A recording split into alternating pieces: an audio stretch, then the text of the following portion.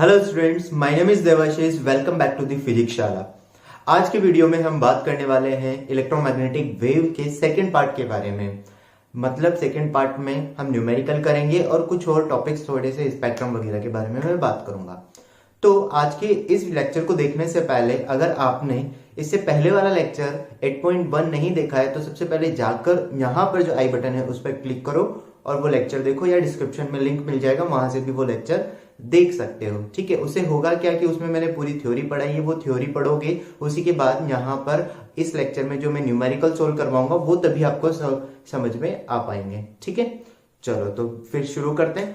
तो सबसे पहले पार्ट, यहाँ पर लास्ट लेक्चर में हमने इलेक्ट्रोमैग्नेटिक वेव के बारे में पढ़ा था, तो उसकी पूरी प्रॉपर्टीज वगैरह मैंने बता दी थी। अब इलेक्ट्रोमैग्नेटिक वेव जो होती है तो बेसिकली इसकी वेवलेंथ कहां से कहां तक होती है। तो इलेक्ट्रोमैग्नेटिक वेव की जो वेवलेंथ है वो 0 से लेकर इंफिनिटी तक हम बोल सकते हैं कि हो सकती है। या अब स्पेक्ट्रम का बेसिकली मतलब होता है कि इसमें कौन कौन सी फ्रीक्वेंसी पर कौन कौन सी वेव हम बोलते हैं, यानी कि कुछ, अब पूरी इलेक्ट्रोमैग्नेटिक वेव है तो हर पोर्शन को फ्रीक्वेंसी के अकॉर्डिंग, वेवलेंथ के अकॉर्डिंग अगर हम बात करते हैं तो हर पोर्शन को कुछ अलग अलग पार्ट्स में डिवाइड किया गया है। जैसे अगर मैं बात करूं, यहां पर सबसे पहले मैंने लिखी थी गामा रेज, फिर एक्स रेज, फिर ultraviolet, visible, infrared, microwave, frequency.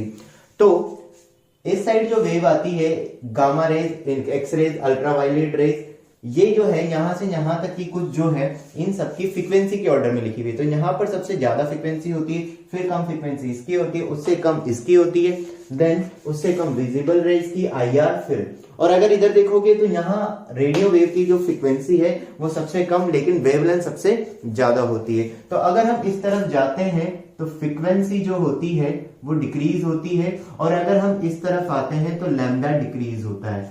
ठीक है, आप ऐसे सोच सकते हो, यहाँ मैक्सिमम लैम्डा मिलेगा और फ्रीक्वेंसी मिनिमम मिलेगी। ठीक, अब गामा रेज, एक्स रेज, ये सारी चीजें हैं। वैसे तो इसके बारे में मैं आपको लास्ट में, लेक्चर के लास्ट में एक पिक डाल दूंगा जिसमें आपको पूरी डिटेलिंग मिल जाएगी, लेकिन थोड़ा सा हम इसका देख लेते हैं। सबसे पहले मैं शुरू करता हूं रेडियो वेव से। तो बेसिकली रेडियो वेव्स कौन सी वेव्स होती है?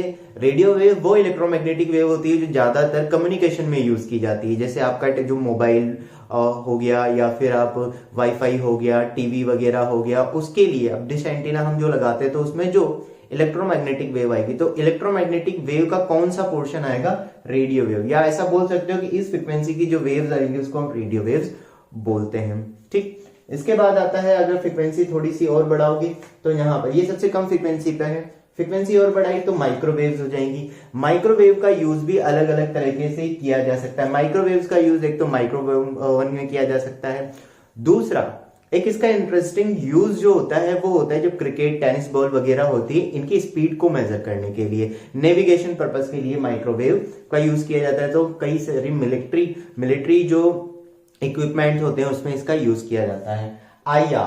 IR, infrared rays. अब इंफ्रारेड रेज बेसिकली जो ये होती है, ये हॉट जो टेम्परेचर से रिलेटेड होती है। मतलब अगर कोई हॉट बॉडी है जिसका टेम्परेचर ज्यादा है तो वहां पर IR रेज ज्यादातर प्रोड्यूस की जाएगी। IR रेज जो होती है ना, वो कार्बन डाइऑक्साइड, अमोनिया, नाइट्रोजन, इस तरह की गैसेस जो होती है इनको एब्जॉर्ब कर लेती है IR।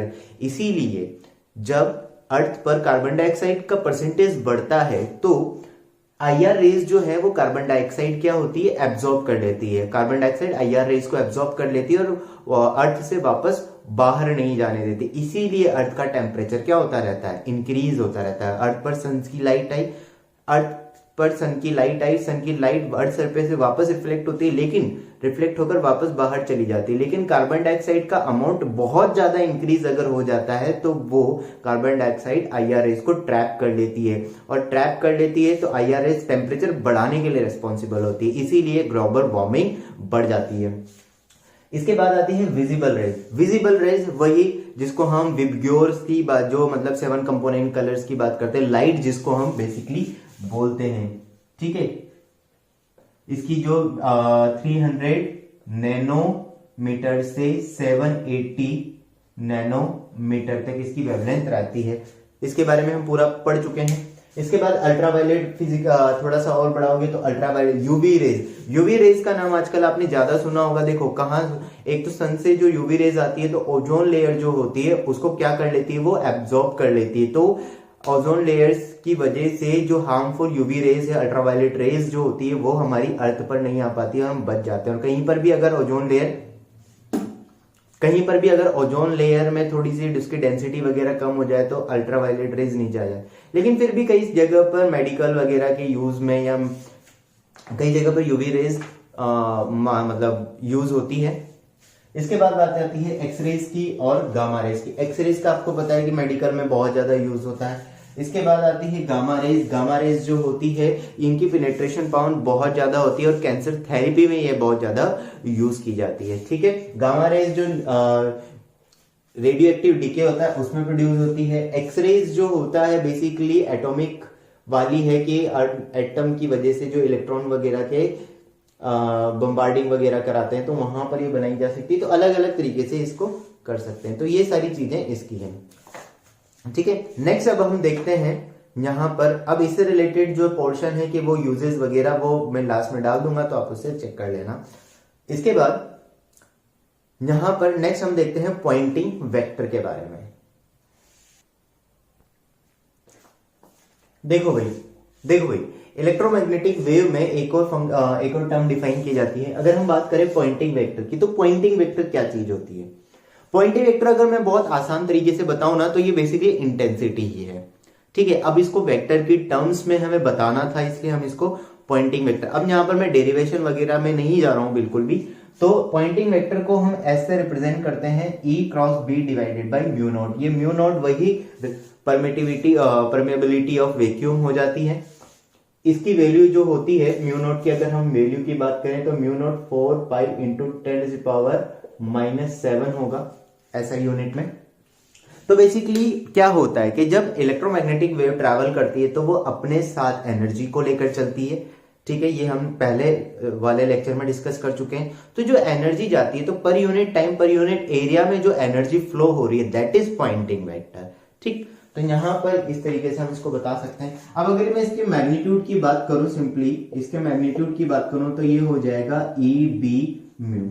ऐसा क्यों लिखा मैंने? क्योंकि E क्रॉस B मतलब E क्रॉस B का मतलब क्या हो गया? E और B के बीच में, E और B के बीच में जो एंगल होगा वो 90 डिग्री होगा। ठीक है, तो 90 डिग्री अगर दिया हुआ है तो इसका मतलब साइन 90 कितना हो जाएगा? 1 हो जाएगा। तो इसलिए ये यहां पर हो गया। अब आप चाहो तो इसको रिप्लेस भी कर सकते हो। तो यहां पर ये हो जाएगा पॉइंटिंग वेक्टर। ए की वैल्यू लिखो, बी की वैल्यू लिखो और म्यू नोट से डिवाइड कर दोगे तो आपके पास ये वैल्यू निकल कर आ जाएगी। अब आप ई और बी को आप रिप्लेस करके भी लिख सकते हो। ई नोट बी नोट दिया हुआ है, ई नोट और बी नोट जो होता है उसके बीच में रिलेशन पता होता है, E naught divided by B naught equal to C होता है। वो पुट करके चेक करना कि यहां पर उससे भी हम रिप्लेसमेंट डाल सकते हैं। फिर म्यू, वहां पर सी को म्यू की टर्म्स में लिखोगे या म्यू को थोड़ा चेंज करोगे तो आपके पास वो चीज भी निकल कर आ जाएगी।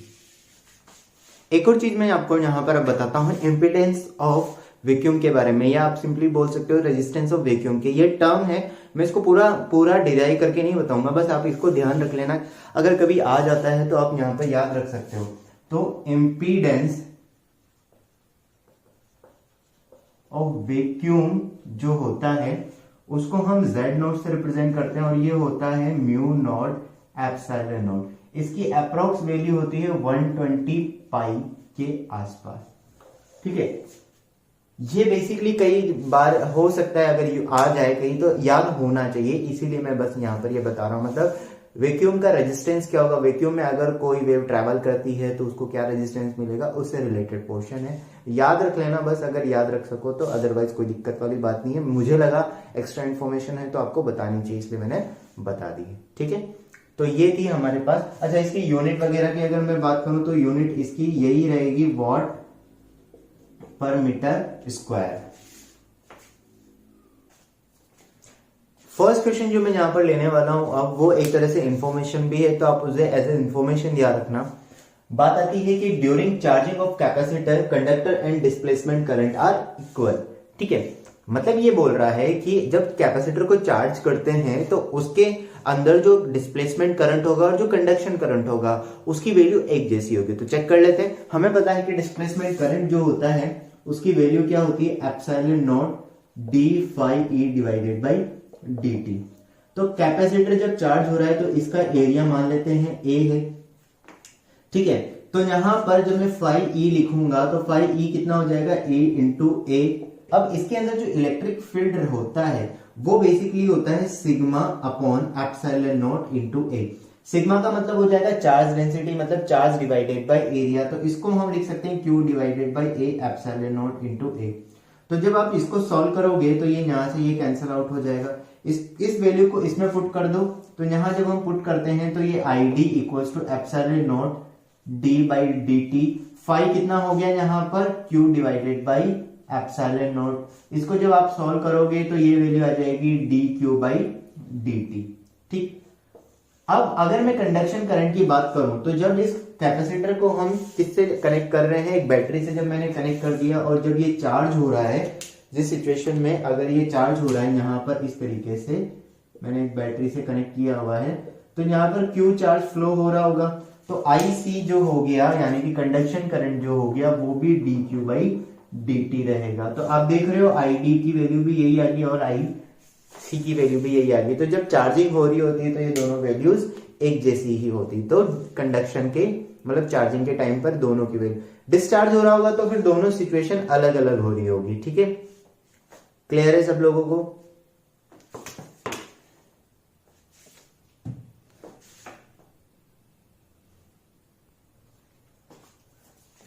देखिए भाई अगले क्वेश्चन जो दिया हुआ है, नेक्स्ट क्वेश्चन में आपको डीई बाई डी टी दिया हुआ है, मतलब rate of change of electric field दिया हुआ है। और कैपेसिटर जो है तो कैपेसिटर के बीच में जो इलेक्ट्रिक फील्ड है उसकी रेट चेंज कितनी होगी वो दी हुई है।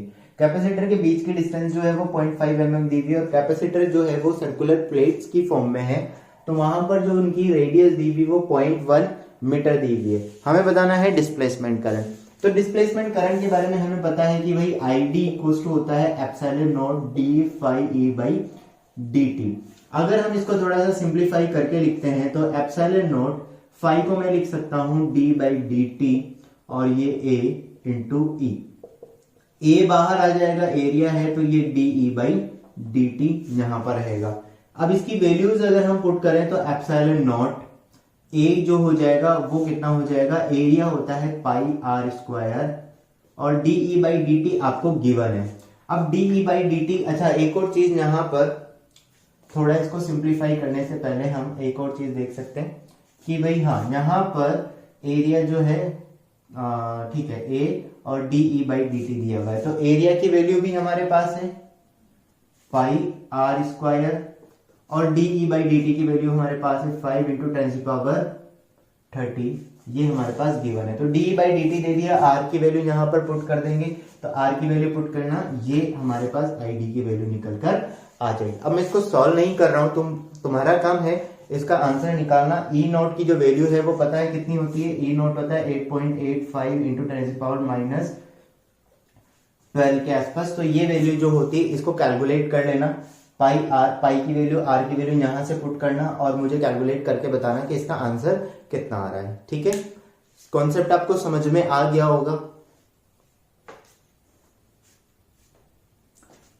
हाँ भाई देखिए अगला क्वेश्चन क्या है, अगले क्वेश्चन में हमें कैपेसिटर दिया हुआ है, कैपेसिटर की जो प्लेट्स है उनका एरिया ए दिया हुआ है, उसको एक बैटरी से हमने कनेक्ट किया हुआ है जिससे करंट जो है, अब यहाँ पर कैपेसिटर चार्ज हो रहा है तो उसकी वजह से जो कंडक्शन करंट है वो कितना है, आई यहाँ पर दिया हुआ है। अब बात आती है कंडक्शन करंट जब चार्जिंग हो रही होती है तो उस टाइम पर हमें पता है कि भाई कंडक्शन करंट जो होगा वो किसके इक्विवेलेंट होगा, डिस्प्लेसमेंट करंट के इक्विवेलेंट होगा। अब क्वेश्चन क्या है, क्वेश्चन ये है, क्वेश्चन ये नहीं है कि डिस्प्लेसमेंट करंट बताओ, वो तो आई होगा। क्वेश्चन ये है कि इसके एरिया, इसके अंदर एक छोटा सा एरिया में ले लेता हूं, एक एरिया, इन दोनों के पैरेलली बीच में एक पोर्शन हम कंसिडर करते हैं जिसका एरिया दिया हुआ है A/4।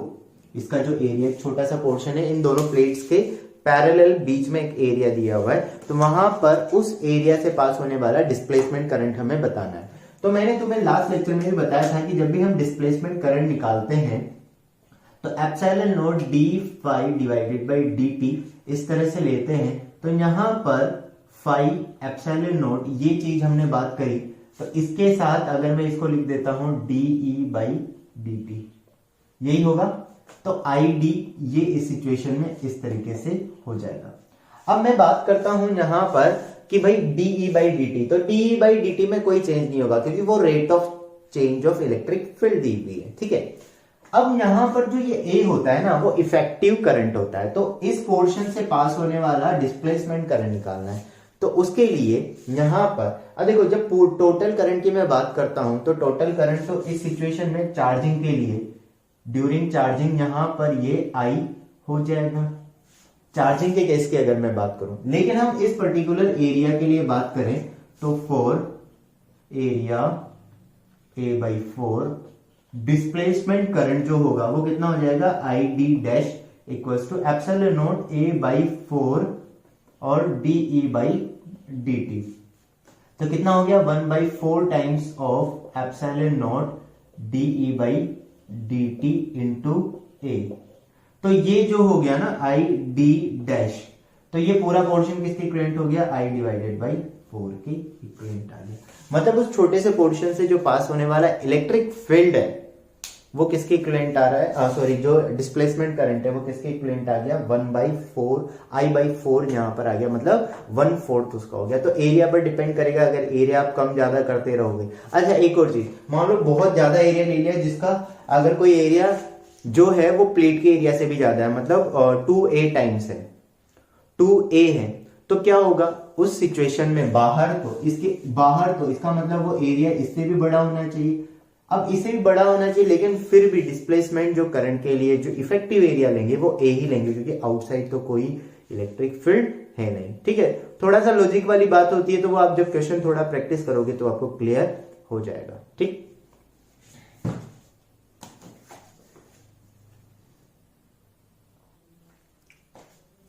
देखो भाई नेक्स्ट क्वेश्चन जो दिया हुआ है, नेक्स्ट क्वेश्चन में हमें बी की इक्वेशन दी हुई है, इलेक्ट्रोमैग्नेटिक वेव का जो मैग्नेटिक फील्ड होता है उसके बारे में बताया।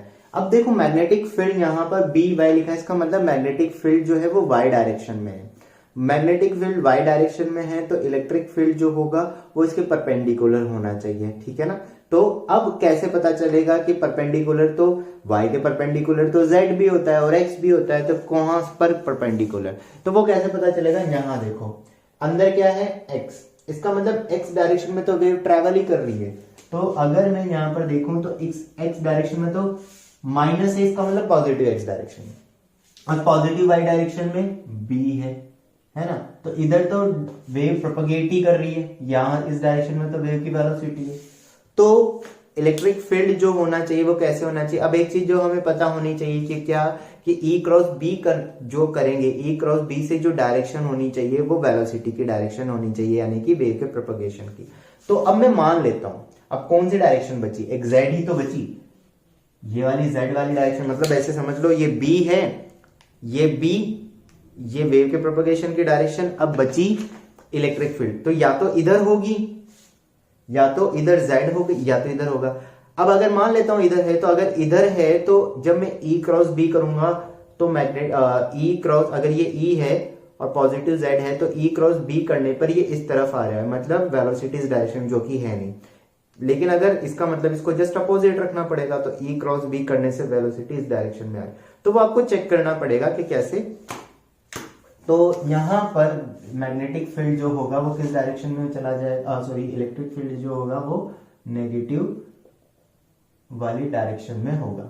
चलो अब इसमें हम पूरी रामकुंडली निकालेंगे, इसकी पूरी कहानियां निकालेंगे। क्या, यहां सबसे पहले जो आगे आपको टर्म दी हुई है, ये वाली जो दी हुई है, ये क्या दिया हुआ है, बी नॉट दिया हुआ है।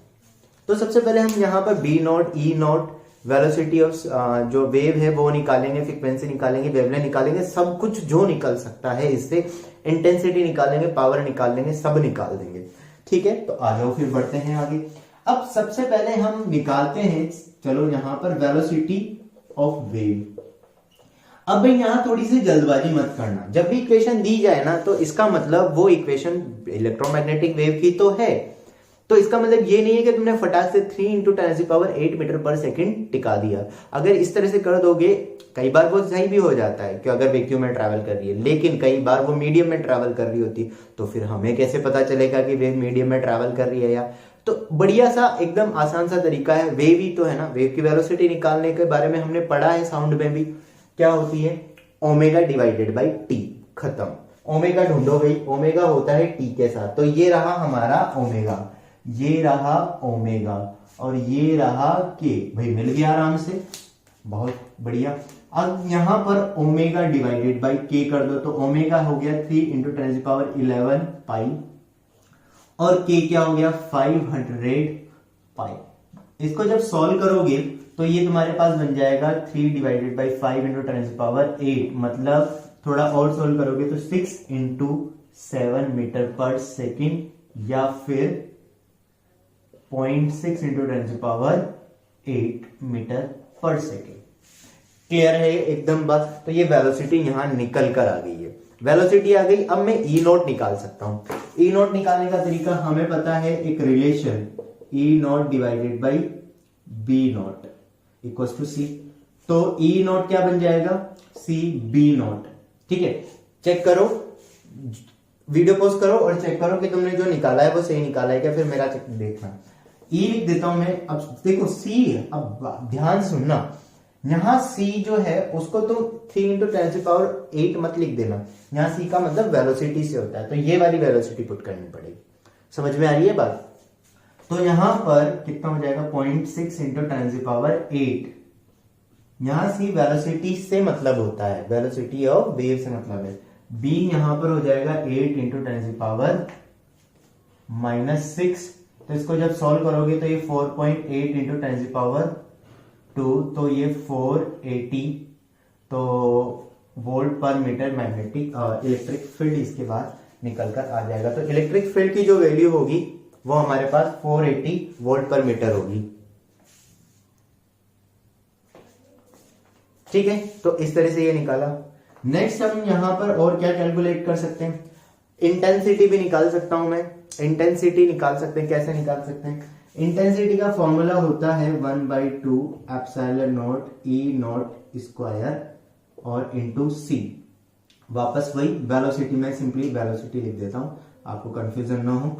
तो 1/2 एप्सिलॉन नॉट की वैल्यू हमें पता है 8.85 इंटू 10⁻12 इंटू ई नॉट की वैल्यू आपको पता है 480 इंटू 480 और वेलोसिटी आपको पता है कितनी है 0.6 इंटू 10⁸8। अब मैं इसको सॉल्व नहीं करने वाला हूं, अब तुम करके देखना कि कितनी वैल्यू इसकी निकल के आती है ऑलमोस्ट। ठीक, तो ये इंटेंसिटी। अच्छा, वैल्यू जो होगी वो किसमें होगी, वॉट पर मीटर स्क्वायर। अब थोड़ा और कनेक्ट करूँ ना मैं इसे, तो डीबी में भी निकाल सकता हूँ, वो तुम्हारी मर्जी है। डीबी में ज्यादातर हम साउंड के लिए निकालते हैं, लेकिन वो हम यहाँ पर आगे नहीं ज्यादा बढ़ेंगे। ठीक, तो ये इंटेंसिटी हम यहाँ पर इस तरह से निकाल सकते हैं। इंटेंसिटी पता चल गई।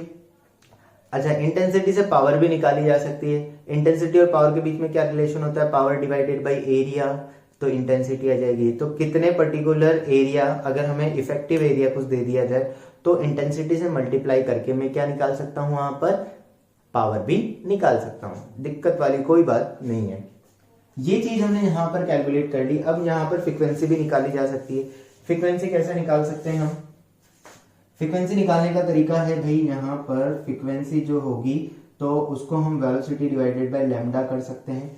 ठीक है, या इसमें यहाँ पर हम ओमेगा पता है तो 2πf लिख सकते हैं, और इसके बाद तो ओमेगा ये है तुम्हारे पास, f से डिवाइड पाई 2π से डिवाइड कर दो तो कितनी वैल्यू आ जाएगी, तो f की वैल्यू आ जाएगी ओमेगा 3 इंटू 10⁻11 पाई और 2π, पाई से पाई कैंसिल, तो 15 इंटू 10⁻10 हर्ट्ज ये फ्रीक्वेंसी इसकी निकल कर आ जाएगी।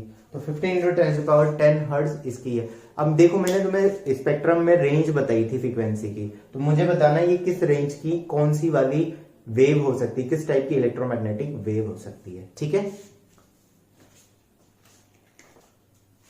देखो भाई, नेक्स्ट क्वेश्चन में हमें दिया हुआ एक सोर्स है, इलेक्ट्रोमैग्नेटिक वेव यहां से निकल रही है, तो एनर्जी का सोर्स है, तो उसकी पावर कितनी है 200 वॉट दी हुई है।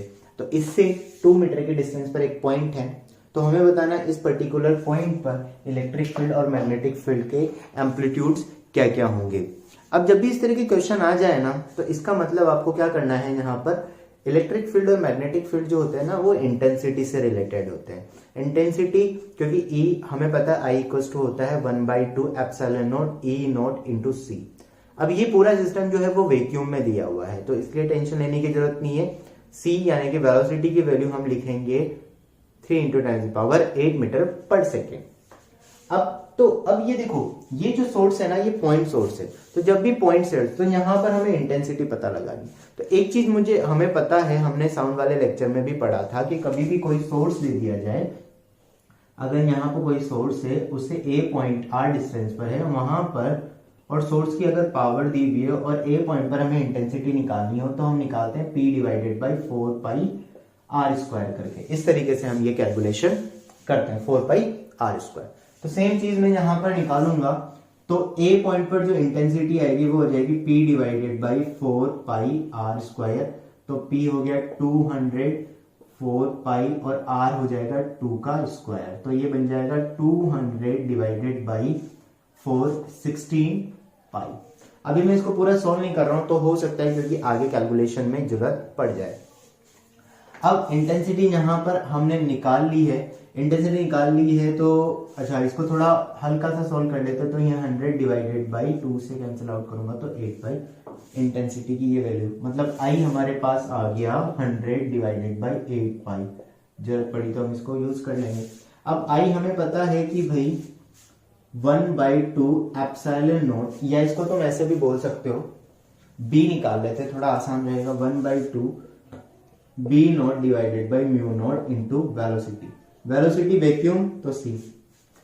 आई की वैल्यू हमें पता है 100 divided by 8 pi equals to 1 by mu. B naught हमें निकालना है, म्यू नॉट की वैल्यू हमें पता है 4π इंटू 10⁻⁻⁷ कितनी होती है, -7। 4π इंटू 10⁻⁻⁷ इसकी वैल्यू यहां पर होती है।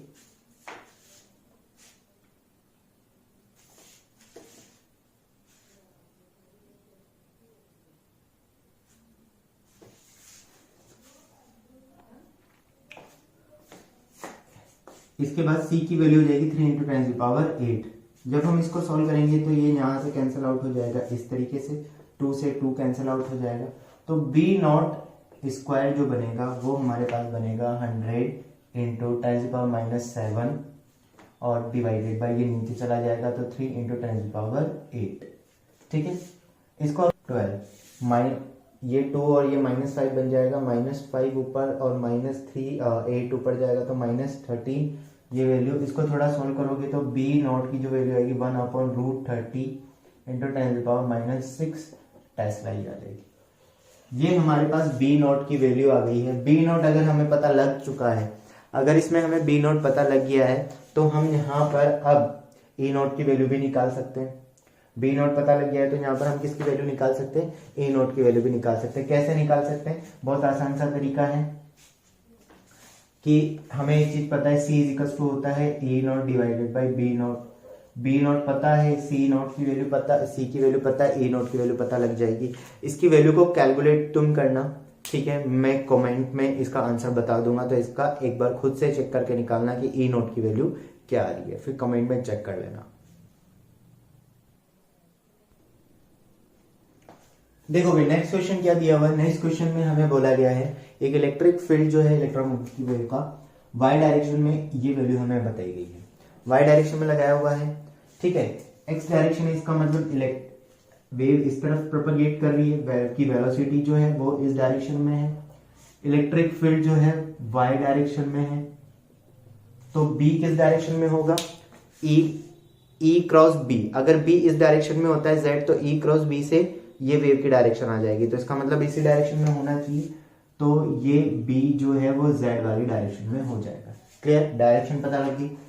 अब ये बोल रहे हैं कि एक इलेक्ट्रॉन है इस रीजन में जहां पर इलेक्ट्रोमैग्नेटिक वेव है, वहां पर y डायरेक्शन में एक इलेक्ट्रॉन 2 इंटू 10⁷ मीटर पर सेकेंड से चल रहा है। तो इस इलेक्ट्रॉन पर क्या कोई फोर्स लगेगा, नहीं लगेगा, लगेगा तो कौन सा लगेगा, कितना लगेगा, तो हमें मैक्सिमम फोर्स की वैल्यू निकालनी है। अब सोचो, इलेक्ट्रिक जब कोई चार्ज पार्टिकल मूव करता है, तो मूविंग चार्ज पार्टिकल अगर इलेक्ट्रिक फील्ड में मूव कर रहा है, तो उस पर इलेक्ट्रिक फील्ड की वजह से फोर्स, तो इलेक्ट्रोस्टैटिक फोर्स यानी कि एक इलेक्ट्रिक फोर्स लगेगा। लेकिन मूविंग चार्ज पार्टिकल अगर मैग्नेटिक फील्ड में भी मूव कर रहा है, तो मैग्नेटिक फोर्स भी लग सकता है। पर बात ये होनी चाहिए कि जो चार्ज पार्टिकल है, एक तो उसका चार्ज 0, मतलब ऑब्वियसली उसका कुछ ना कुछ चार्ज होगा, वो चार्ज पार्टिकल मैग्नेटिक फील्ड के साथ की डायरेक्शन में नहीं होना चाहिए। मैग्नेटिक फील्ड से कोई भी एंगल पर हो जाए, लेकिन मैग्नेटिक फील्ड की डायरेक्शन में नहीं होना चाहिए। तो सबसे पहले इलेक्ट्रिक जो चार्ज है यहाँ, जो इलेक्ट्रॉन है वो इस डायरेक्शन में, सॉरी वाई डायरेक्शन में वो मूव कर रहा है, इस तरह से इलेक्ट्रॉन।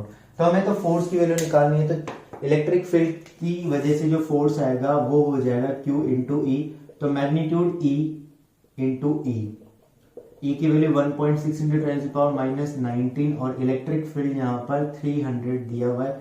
जब हम इसको सॉल्व करेंगे तो ये बन जाएगा 480 इंटू 10⁻19 न्यूटन इलेक्ट्रिक फोर्स यहाँ पर बन जाएगा। अब बात आती है मैग्नेटिक फोर्स की। मैग्नेटिक फोर्स, तो सबसे पहले ये चेक कर लो कि इलेक्ट्रिक जो चार्ज पार्टिकल है वो मैग्नेटिक फोर्स के साथ, मैग्नेटिक फील्ड के साथ कितने एंगल पर। तो मैग्नेटिक फील्ड इधर है, चार्ज पार्टिकल इधर है, इसका मतलब फोर्स लग सकता है। मैग्नेटिक फोर्स का जो फॉर्मूला होता है वो होता है Q V क्रॉस B, है ना। तो यानी कि Q V B sine theta. तो V और B के बीच का जो एंगल है, वेलोसिटी ऑफ इलेक्ट्रॉन और B के बीच का जो एंगल है वो 90 डिग्री है, मतलब QV भी वैल्यू आ जाएगी। तो अब मैं यहाँ पर मैग्नेटिक फोर्स की वैल्यू निकालता हूं, तो V की वैल्यू 2 इंटू 10⁻7 और B की वैल्यू कैसे लिखेंगे। B की वैल्यू को हम ऐसे लिख सकते हैं E0 डिवाइडेड बाई C। तो इसको सॉल्व करोगे तो 1.6 इंटू 10⁻⁻19 2 इंटू 10⁻7। E की वैल्यू हमें पता है 300 और C की वैल्यू है 3 इंटू 10⁸। ठीक है, ये इससे कैंसिल हो गया 100 टाइम्स। अब इसको थोड़ा तुम सॉल्व करोगे तो ये यहाँ पर ये इससे एक बार ये कैंसिल आउट हो जाएगा, तो ये वैल्यू बचेगी 3.2 इंटू 10⁻19। ठीक है, ये ऊपर जाएगा तो इससे ये भी एक बार कैंसिल आउट हो जाएगा, तो ये 10 यहाँ पर सिंपली बचेगा। तो इसको हम लिख सकते हैं 32 इंटू 10⁻19 न्यूटन। तो मैग्नेटिक फील्ड की वजह से जो फोर्स आया वो आया 32 इंटू 10⁻19 न्यूटन। कैलकुलेशन देख लेना, ऊपर नीचे हो तो कॉन्सेप्ट जो है वो तुम्हें पता लगना चाहिए कि क्या चीज मैं यहाँ पर अप्लाई कर रहा हूँ। ठीक है, वैसे कैलकुलेशन भी सही है आई गेस। ऐसे ये 100 टाइम्स कैंसिल आउट हो गया टाइम्स। ठीक है, अच्छा अगर यहाँ पर चार्ज पार्टिकल मैं Z डायरेक्शन में चल रहा होता, अगर यहाँ चार्ज पार्टिकल इलेक्ट्रॉन अगर Z डायरेक्शन में होता तो बताओ कौन सा फोर्स लगता, कौन सा लगता। मैग्नेटिक फील्ड वाला तो लग ही नहीं पाता, तो सिर्फ कौन सा लगता है, इलेक्ट्रिक फील्ड वाला फोर्स लगता, इलेक्ट्रिक फील्ड वाला फोर्स लगता है ना। तो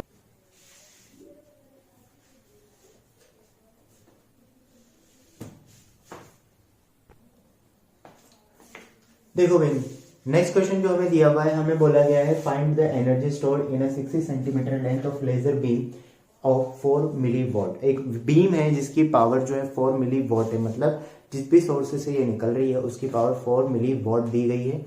तो हमें एक 60 सेंटीमीटर लेंथ की बीम में कितनी एनर्जी स्टोर्ड होगी वो बतानी है। अब देखो यहाँ पर पावर दी हुई है, पावर से अगर एनर्जी निकालनी है तो बेसिकली हमें टाइम पता होना चाहिए। अब देखो थोड़ा समझते हैं। मान लो कि ये बीम इस तरीके से दी हुई है, 60 सेंटीमीटर की लेजर बीम यहाँ से कहीं से आ रही होगी, ये 60 सेंटीमीटर दिया हुआ है। लेजर बीम एक इलेक्ट्रोमैग्नेटिक वेव है, तो A से B पॉइंट के बीच में जो एनर्जी होगी वो हमें बताना है।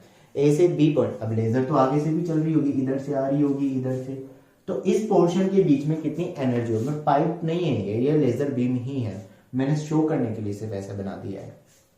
इस लेजर बीम का A से B सेंटीमीटर, A और B के बीच में जो लेंथ है 60 सेंटीमीटर, उसमें कितनी एनर्जी स्टोर्ड है वो हमें पता है। तो A से B 60 सेंटीमीटर तक जाने में, 60 सेंटीमीटर ट्रैवल करने में कितना टाइम लगेगा, डिस्टेंस डिवाइडेड बाय वेलोसिटी। तो डिस्टेंस यहाँ पर है 60 सेंटीमीटर 10⁻⁻², वेलोसिटी है 3 इंटू 10⁸, क्योंकि लेजर जो होती है वो इलेक्ट्रोमैग्नेटिक वेव होती है। वैक्यूम की अगर हम जब कुछ नहीं बोला जाए इसका मतलब हमें वैक्यूम कंसिडर करना है। तो ये 20 कितना हो जाएगा, 20 इंटू 10⁻10 सेकेंड ऊपर जाएगा। इस तरह से टाइम आ गया। तो अब यहां पर हमें पावर दी हुई है और एनर्जी निकालनी है, तो एनर्जी इक्वल्स टू होता है पावर इंटू टाइम, है ना। कुछ A से B तक जाने में जो टाइम लग रहा है इलेक्ट्रोमैग्नेटिक वेव को, तो इतनी टाइम में कितनी एनर्जी यहां पर स्टोर हो सकती है। तो पावर हमें पता है कितनी है, पावर हमें यहाँ पता है 4 मिली वोल्ट मतलब -3, और टाइम कितना है 20 इंटू 10⁻⁻10। तो जब इसको सॉल्व करोगे तो ये बन जाएगा 80 इंटू 10⁻13 वॉट। तो यहाँ जूल, ये एनर्जी। अब ये एनर्जी जूल है, इसको तुम चाहो तो इलेक्ट्रॉन वोल्ट में भी बदल सकते हो। कई बार आंसर इलेक्ट्रॉन वोल्ट में दिया होता है तो कोई दिक्कत वाली बात नहीं है। इलेक्ट्रॉन वोल्ट का मतलब क्या होता है, 1 इलेक्ट्रॉन वोल्ट होता है 1.6 इंटू 10⁻19 जूल। ठीक, तो 1 जूल का मतलब कितना हो जाएगा, 1 divided by 1.6 into 10⁻19 electron volt. या तुम इसको मल्टीप्लाई करोगे ना तो तुम्हारे पास, तो इसको एनर्जी जो टोटल यहाँ पर बन जाएगी वो इस सिचुएशन में अगर मैं बात करूं तो ये बन जाएगी 80 इंटू 10⁻13 और 1.6 इंटू 10⁻19। इसको मैं 20 कर देता हूं, कैंसिल आउट होगा 5, और ई की जो वैल्यू आएगी वो तुम्हारे पास निकल कर आ जाएगी 5 into 10⁻7 electron volt. 7 electron volt, 10⁻6 को मेगा बोलते हैं, तो यहाँ 50 मेगा इलेक्ट्रॉन वोल्ट की एनर्जी हो जाएगी। तो तुम चाहो तो इसको ऐसे भी लिख सकते हो 50 मेगा इलेक्ट्रॉन वोल्ट। क्लियर है ये चीज? तो इससे रिलेटेड कई सारे क्वेश्चन, जैसे एक और फटाफट से कोई सिंपल सा क्वेश्चन में ले लेता हूँ यहीं पे। मान लो आपको बोल दिया जाए कि 1/μ0 की डायमेंशन बताओ, इसकी डायमेंशन हमें बतानी है। अब डायमेंशन क्या होगी, अब ऐसे तो लिख लो डायमेंशन निकालो, लेकिन हमें एक चीज पता है कि 1/√μ0 जो होता है वो c होता है। तो ये क्या हो जाएगा, c²। तो c² हो जाएगा, तो c² की डायमेंशन L(t-1) की स्क्वायर, तो L2t-2 हो जाएगा। ठीक है, तो यहां पर इस तरीके से कैलकुलेट कर सकते हैं। तो ज्यादा बड़ा चैप्टर नहीं था, इसकी डीपीपी आपको मिल जाएगी। ठीक है, इस लेक्चर को अच्छे से देखना, और कोई डाउट हो तो कमेंट सेक्शन में जरूर बताना। तब तक के लिए थैंक यू वेरी मच।